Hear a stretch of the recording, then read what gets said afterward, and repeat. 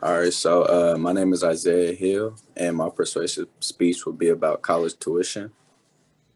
Um, in today's society, we are pushed hard as young kids until teenagers to attend school and do very well in school, but it comes into the point where we all work so hard to get into college, but in reality, a lot of us cannot afford it. And for myself, if it wasn't for being blessed with an athletic ability, I'd be in a position where either I wouldn't be in college or after college, I would have a lot of loans to pay back and be in debt. So I would just be at a still point in my life. Um, I feel this is an interesting topic because we are all in high school right now, and I'm sure. I mean, we're all in school right now, and I'm sure some of us struggle paying tuition and for attending this institution. In this speech, I will talk about the importance of a bachelor's degree and explain the breakdown of college tuition and show why we should have cheaper college tuition entry fee. My main 3 points are: in today's society, bachelor's degrees are important. College loans is my second point, and cheaper college tuition is my third point. With college being so important, once again, as a society, we should be able, as a country, to figure out a way to making it more affordable for a variety of different circumstances, whether it be high income families, middle class, or lower income families. Um, I got this from the College Affordability and Completion article, and it says college graduates with a bachelor's degree typically earn 66% more than those with only a high school diploma, and are far less likely to face unemployment. So right there, that shows us how important a college bachelor's degree is, and if we can have more opportunities for more people to get that, I think it could help our economy. Also, with one having their bachelor's degree, they will earn about 1 million more dollars than someone without. So that again shows how much more successful you can be with this degree and how really important it is and how much we are pushed. That's why we're pushed so hard to go to college and get an education. Um, another thing I got from this article, it says by 2020, an estimated 2/3 of job openings will require post-secondary education or training. So just again, another reason why the bachelor's degree is so important and why college is so important. But we're not getting. But college is so expensive; it's hard for people to afford it. With being able to come across college with your bachelor's degree, that leads to college debt if one does not come from a high income family or has some sort of scholarships. And this leads me to the college loans part of my presentation. Even if one goes to college and at the end of the day they find a successful paying job, they're still at a still point in their life. So with debt, if you go to college, you earn your bachelor's degree, great. But whether it be a year or two, it just differentiates for different people. You're going to be at a standpoint in your life because you're paying back these all these all this debt, and you can't buy what you need really. You can't go get a car because the car loan is looking at your credit, and you're at a still point with that. And it says right here, between 1992 and 2012, the average amount owed by a typical student loan borrower who graduated with a bachelor's degree more than doubled to a total of $27,000. That's a lot of money. Um, with a debt to income ratio, previous students' loans have effect has affected one's credit and can make one look risky with credit and put them at a standstill for the financial goals. So it's hard to meet your financial goals early if you're having to pay off all these college loans and have not had a scholarship, any type of scholarships or whatever, or have come from a high income family.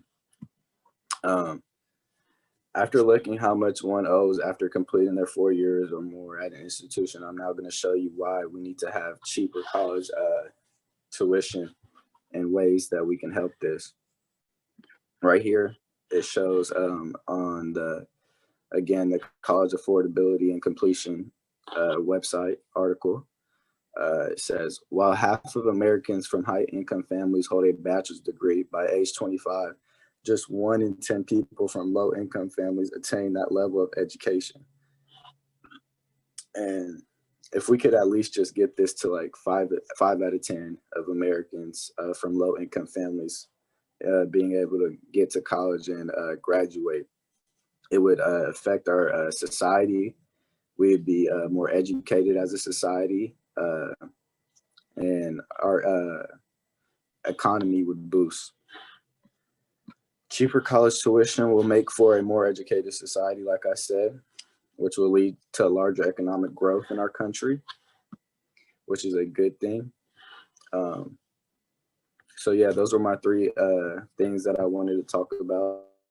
And overall, it's just college is very important. It's pushed on us at a young age, like I said, but we as a society and as America, we don't do enough in order to help all types of circumstances, all types of backgrounds to get into these institutions without having to pay these debts back. So yeah, once again, having a bachelor's degree leads to more successful life financially.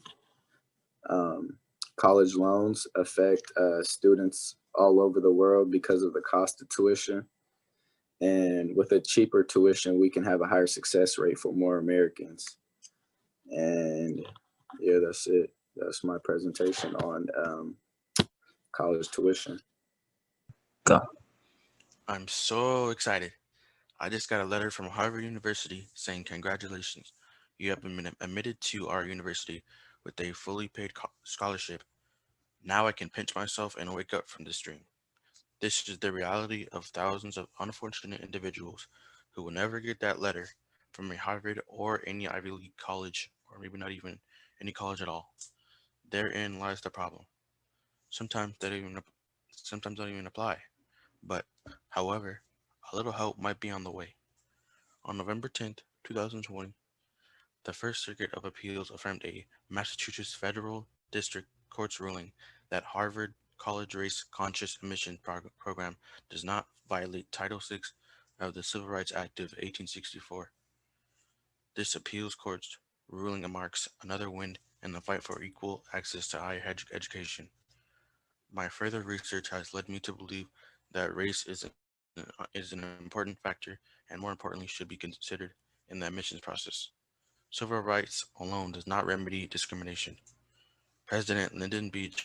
Johnson spoke on this and said, "You cannot take a man who, for years, has been hobbled by chains, liberate him, bring him to starting line of a race, and say, 'You are free to compete with all the others,' and still justify you have been completely fair. You can't cut off a man's legs and ask him why he has trouble walking." In this speech, I'll give you facts about how and why we got to the point where affirmative action is necessary, which include ways to include implementation, as well as the need for laws to allow our universities to freely implement a plan of equity, diversity, and inclusion. The following points will be covered: why and how we need affirmative action, specific implementation strategies, and laws that will acknowledge systemic racism and create a culture that will foster equal access at the university level. For years, as our country developed, African Americans were denied access to books and the right to read. So obviously, if the denial of the basic right to read, a pathway to higher education cannot be achieved. I will investigate why the history and culture of this nation has led us to the need for affirmative action. This country, believe it or not, was economically built on the backs of slaves who were brought here under deplorable conditions against their will to primarily work in the South to pick cotton to create wealth and economic boom for that region of our nation. As our country developed more and more, laws were put into place to limit the ability of the African American to gain access to very few of the institutions that existed at that time. Separate but equal reigned as the law of the land, and harsh penalties for breaking those laws included torture and hanging throughout the South. Without a quality education, equality can never be achieved. This is why It is so important to create a university system that acknowledges these past wrongs and work to eliminate some of the roadblocks to a higher education opportunity. There are many ways that this can be done, but it must not be a half-hearted resolve or a hit or miss approach. This brings me to my next point of view of how colleges can help to bring about change in not only African Americans but the unfortunate in general. Some colleges have already launched pathways of their own, but they are often criticized for it because of lack of interest or blatant racism that sometimes grip certain communities within our country.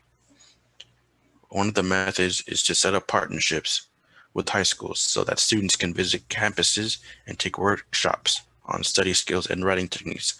So when they get to college, they will have the correct tools to transition to college and succeed with the challenge of a more rigorous curriculum. Another method is to bring students who may be lacking in perfecting their skills to college level expectations and give them courses that will bring them into the fold and adjust the deficiencies students may need to succeed. Another major roadblock is finances. Some students are first generation college students and their parents are simply not available to give their students the money they need for it. So need-based scholarships are the correct way to go to relieve the financial burden and worry that a student may feel on applying to a more expensive college, so it won't seem so impossible. Sometimes because of a pushback from some groups of people, some of the programs and strategies to equal the playing field have massive restrictions or are just dropped altogether. This is where the court system can back the policies of the universities to give them the incentive and actually put a dent into the programs. They will feel the support by the law of the land and implementing their strategies for success for the most marginalized students without fear of lawsuits and intimidation by those who disagree with affirmative action and its advantages for people who have so much potential but so few advantages or opportunities to do so. A professor at the University of Chicago notes that the Supreme Court, beginning in the 1970s, has repeatedly cited diversity in a compelling rationale for race-based affirmative action. This is as good as you can get since it is coming from the highest court in our country. According to Inside Higher Ed article, the truth is that having a diverse student body is a critical component of an excellent education that prepares students for the complex and diverse world they will face in the future after graduation. In conclusion, affirmative action seems to win out in the more positive category. First, because it is righting certain wrongs perpetrated on oppressed individuals or just African Americans in particular. And secondly, the courts seem to uphold the notion of affirmative action as a viable means of providing access, equality, and diversity in higher education, to give the colleges more incentive to provide programs to make this happen.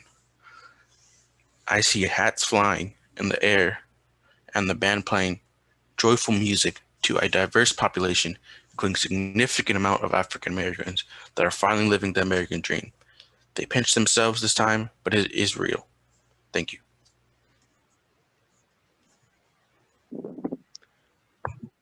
Hello, my name is Alejandro Zapata, and I'm here to talk to you in my persuasive speech outline about firearms in general in our society.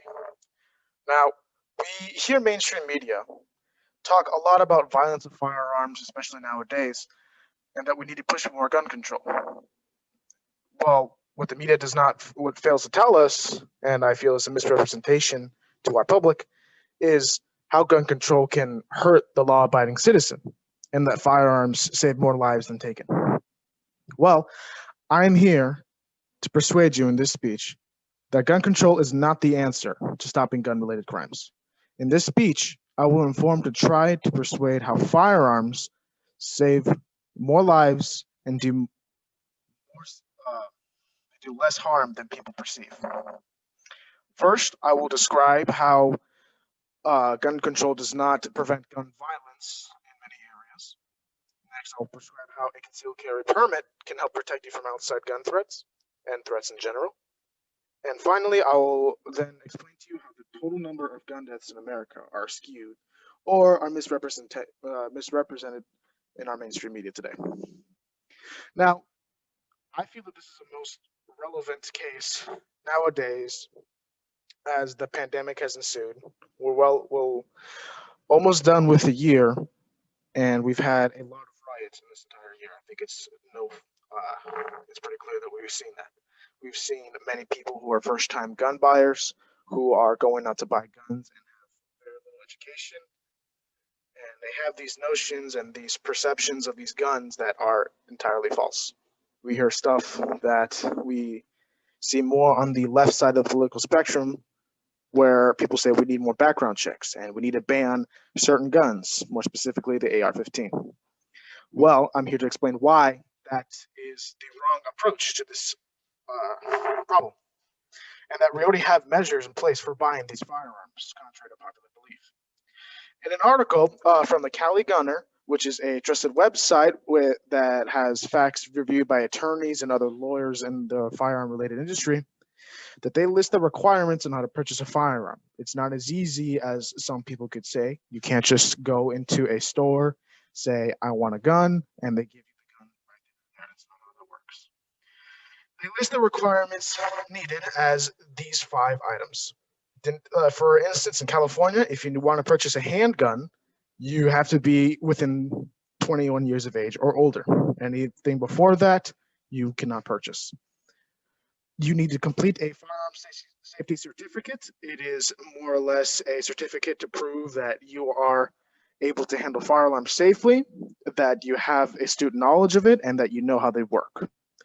You need to provide forms of ID, meaning your driver's license, proof of residency, social security, most of those kind of things you need to have with you when you go and purchase that firearm. And finally, you have to complete what they call a 4497 form, which is a National Instant Criminal Background Check System, or an NICS. It's a form provided by the federal firearms license dealer at the store, and you fill that out with all your personal information, birth dates, social securities, anything that relates to you. It is then sent to the FBI database where you wait for around 2 hours or so. They check through your background to see if you are a felon, if you've had any violent misdemeanors, if you're a domestic abuser or an abuser of drugs. That will show through on the record. And if you are at fault for any of those, then you are not allowed to purchase a firearm no matter what, legally anyways. On top of this, California is unique in this aspect as it is one of the other states in the US where it has heavy gun control laws, where after you check everything, everything's good, you perform the right ID, the background checks went through nicely, you have to wait 10 days after purchasing that firearm in order to be able to receive it. The article further explains, like I said before, that if you are convicted of any felonies, addicted to narcotics such as drugs, and the big one here is if you have any history of mental illnesses. Now, this could range from slight ones that may not seem harmful to begin with, like schizophrenia, or other ones down the mental health spectrum. You are not eligible to purchase a firearm if that shows up on your background. Now, what people don't realize is that this is the case every single time you purchase a firearm legally. The people talk about the gun show loophole, which does not exist. People there who sell their guns, they still have to provide you with the form, and you still have to fill it out, and it still goes to the FBI database to see if you're not a bad person. Now, with these measures in place, these help keep criminals from purchasing guns legally. That's the big notion here. Because that being said, many of the criminals that commit these horrible acts usually acquire the firearms illegally and completely bypassing all the security that I had just previously mentioned. Now, when you have people who push for more harsh background checks, it only hurts the law-abiding citizen to try to get their hands on a firearm legally and not break any of the laws. And it hinders them from their right to defend themselves. Now that we've established the basics of purchasing a firearm, I'm going to talk about how you are able to protect your life and those around you with a concealed carry permit. Now, for those who don't know, a concealed carry permit is a permit that you can get issued by your state. Again, they vary from state to state. You have to check your own gun laws on that. And it is a permit that legally allows you to bring a firearm with you wherever you go, as long as it's concealed and it's safe in your holster that you keep it in. Now, this has even more rigorous background checks than, say, if you're purchasing a firearm, because of the, as you can tell, like the more responsibility you have as you're always having a firearm with you all the time.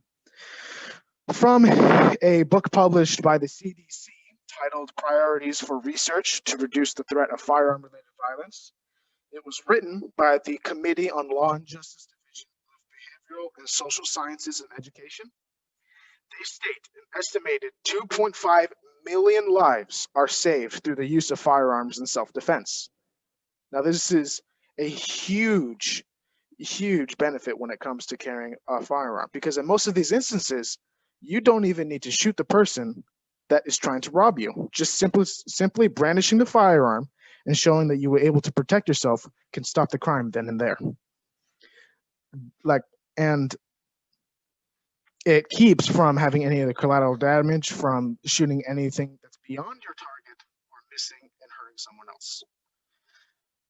Another point that has been brought up in recent years is having the concealed carry permit be available for students and teachers in college campuses. In an article titled "To Conceal Carry or Not to Conceal Carry on Higher Education Campuses" by Termika and Smith, they debate whether if the state legislature should permit students and teachers to carry firearms to prevent horrible crimes such as rape, mass shootings, homicides, anything of that nature. With the proper training, I feel that this could also be a great benefit, as you could have protection, on-site protection, rather than having to rely on the campus police. Because let's face it, when it comes to a crime facing you against an outside threat, you are your first line of defense. The police are great, and they do good at what their job is, but sometimes they just don't have enough time to get to you quickly than you defending yourself. And I feel this could really help keep campuses safer and students feeling safer and have less horrible crimes acted against them. Now, it is no doubt that it's a tragedy that we have homicides and other horrible crimes like mass shootings, but we should not be afraid as gun violence and gun homicides as the media likes to make it out to be. I know that it seems to be a growing issue nowadays that we're worried when we walk down a shady place in our town that we might get shot. Well, that's not really accurate to everyday life, as not the entirety of the US is like that. In that same book I referenced earlier, published by the CDC, there is a section titled Types of Firearm Violence. And they state that there's over 100,005 deaths from firearm violence as of 2010. Now, I know that sounds like a big number, but the catch is that they later state that only 60% of those deaths were caused in suicide. That's a huge margin compared to that's the number that the media likes to portray when it comes to the debate of firearm deaths. Now, this can be misleading for many things. This can make people think that aren't in those areas where that happens. They could have a misrepresentation of the US and how they think everything out there is a war zone. It's not the case. Other instances where crime is misrepresented is in the statistics behind mass shootings. In that same book I mentioned earlier, they state that these events only make up less than 1% of total firearm-related deaths. These are considered outliers when it comes to that kind of data. And while it is a scary thing, and I'm not knocking the tragedy of these events, and I'm not saying that it's not a big deal, because they are, and there should be some concern drawn to them, but not nearly as something we should worry about in our everyday lives. As you've seen here, the issue of gun control is a little more, is not as cut and dry as people like to say. Throughout this speech, I have talked about how gun control is not as effective for law-abiding citizens, that having a concealed carry permit has many benefits for protecting you, those around you, and your property, and that there is a misrepresentation in firearm deaths in the case of suicide, and how that should be addressed rather than the method that they use for people ending their lives in that situation. They shouldn't have to target the firearm that they use. What I hope you take away from this entire speech is not to be more afraid of guns and what they're capable of, but to spread this information to others. Because many of those who push for these kind of ideals often don't have that much education on these kind of firearms and this kind of things that go behind them. All I ask is that you share this information and tell how a firearm can save someone's life, because it just might. Thank you. Go. Okay, for today, I'll be presenting my persuasive speech. Okay, so when you hear technology, you think of there's two sides of it, technology. There can be a good side where technology helps you out with work, school, jobs. Bad side could be, bad side of technology could be, my topic is, does technology make people lazy? So people use technology every day. You see them on their phones, computers, anything that connects with technology. But we're mostly going to stick with phones and electronic systems, not like no ovens and all that stuff. Just most in general ones that people mostly use. Okay, so people use technology every day to take care of their personal problems, like for school, to do their job, or even for entertainment purposes, which is good. But that's when you hit a limit. If you exceed the limit, then that's where the problem comes in. The problem with technology is that there are some people that use it way too much. They take advantage, they use it too much for too much of their time in the day, to the point where they become too lazy to do simple things because of using too much technology. Being able to experience this myself, because back in the day, I would always abuse my technology, and I did feel lazy because I would be like, oh, I don't want to do that because I want to just stay here and watch TV or play video games. I can now see that sometimes I do feel lazier because of how much I use technology. Many people use technology. It's like a natural thing, nothing bad. But they don't realize that as the days go by and as the hours they consume on technology, it's really bad. It really takes advantage of them. In this speech, I plan to give you more information about the fact that people should consider looking more into why technology has made us lazy. My main points are my first main point is restaurant food delivery has changed the way people get food in a bad way. My second main point is a massive amount of laziness that comes from using technology is when people refuse to leave the couch for entertainment purposes. And my last main point that I'm gonna state is cell phones are distractions and instill bad habits. Let me first tell you about how food delivery systems have changed the way people have been accustomed to just receiving food without doing anything themselves. Just ordering from our phone without doing anything else and already expecting someone to bring it to us instead of us going or maybe driving over there. That shows how lazy we become due to technology. Okay. Food delivery is an example of people being lazy and not doing things for themselves because like they could just make the food themselves, or they could order it. Yes, that's good. Ordering food, there's no bad about that, but the bad news about being lazy is when you order food and you expect someone to deliver it to you. If you order food and just go out and drive by yourself, that doesn't make you as much lazy as the other thing, but most of the people do the other thing where they expect someone to bring it. According to Daily Eleni, this increased reliance on food delivery service to provide groceries and meals can be attributed to the behavior of millennials, as can the consequences of laziness and lack of self-sufficiency. Second, a lot of people waste millions of their cash due to ordering from home just because they're lazy to make it. Third, there are many people to this day that still order from food from their phone. In fact, I think it has increased over the past years because of so-called food delivery apps such as DoorDash, Grubhub, any other ones, you name it, they're out there. I got this quote from it was a article that said about food delivery and how it really fascinated. I was fascinated by it, and I included it in my speech because it says that may account for the 90% who are willing to admit that even though their fridges are full, they're still willingly order. They're still willingly to order and like some sort of delivery devouring man borg secretly being perpetrated by the Jim Henson Company. Meaning, even though the fridge is full, they still want to order because they're too lazy to make it. About some amount of laziness that comes from using technology is when people refuse to leave the couch for entertainment purposes. So what I mean by that is when people are on the couch, they're just watching a streaming service like Netflix, Hulu, Disney Plus, anything.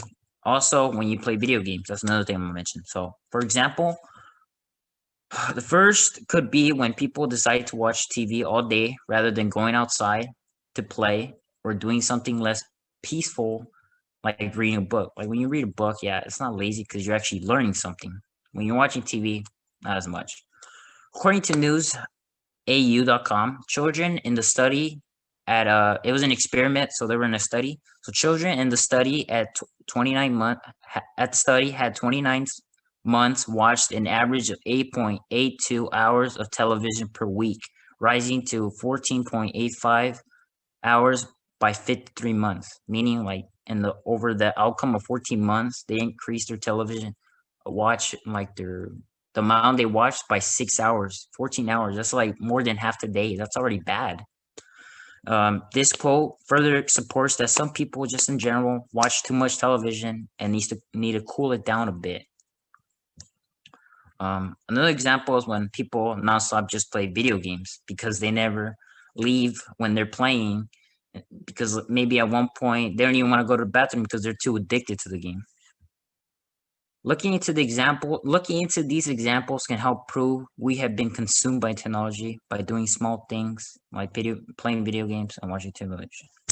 Like watching TV and playing video games is a good thing. It's not a bad thing. Let me reverse that. It's not a bad thing if you do it like say you play for an hour or two. That's not bad. But if you spend the whole day, it's bad news. Don't do it. Before this, I talked about how people overcome with television video games and how they sit all day doing this. Now we'll talk about the way cell phones have become a distraction and how they instill bad habits. Okay, cell phones supports shorthand text and discourages grammar by simply just putting small sentences, cutting down big conversation, meaning by when you text someone. Instead of going out there and meeting your friend, most people just go on their phone and they just text to another person and instead of just communicate. That shows that's kind of lazy too because you're not really talking face to face with them. You're just sending them through messages. Like, come on, man. That's not the way of life. People spend most of their time. My bad. Oh, when we no longer put in an effort to memorize or know our geography, meaning, what I mean by that is when we go out to a place, we rely on technology to look up our directions instead of us memorizing the streets. That shows laziness. That shows laziness because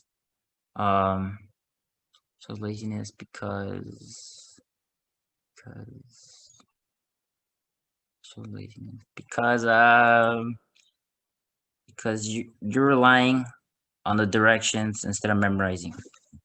In conclusion, let's review what I said in this speech and why people should take notice into this topic, why they should consider it. First, I told you the reasons why food delivery is important and why it should be taken in consideration about being lazy or how it causes it. Next, I discussed how TV and video games caused a big downfall of people being more free, more will, than now, after doing these two things, have changed them into lazy people. Lastly, I talked about how the way cell phones are a big change in helping people become lazier. All I want to say is that people should take notice because technology can be good at times, but sometimes it is too good to be true. Because with technology comes some consequences, which result in being a much lazier person due to relying too much on technology. That is all. Thank you for your time.